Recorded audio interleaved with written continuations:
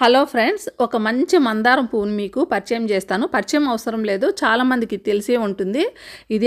ఇది మా చిన్నప్పుడు మాకు మందారం పూలంటే ఇది ఇంకా ముద్ద మందారము, మిర్చి మందారం మాత్రమే ఉండేది. ఈ ముద్ద మందారం పూలను అప్పట్లో స్కూల్కి వెళ్ళేటప్పుడు జల్లో పెట్టుకొని వెళ్ళేవాళ్ళమండి. ఇంకా ఇవైతే ఇవి చాలా డెలికేట్గా ఉండడం వల్ల వీటిని పెట్టుకునే వాళ్ళం కాదు. కానీ చిన్నప్పుడు విరివిగా చూసిన వెరైటీలో ఇది కూడా ఒకటి. అందువలన చిన్ననాటి జ్ఞాపకాలుగా ఈ వెరైటీని ఇంకా ముద్ద మందారాన్ని కూడా ఎంతో ఇష్టంగా పెంచుకుంటున్నానండి. నా దగ్గర ఎన్ని వెరైటీస్ మందారాలు ఉన్నా వీటికున్న ప్రత్యేకత, వీటికున్న స్థానము మరి ఏ మొక్కకి ఏ మందారానికి రాదు.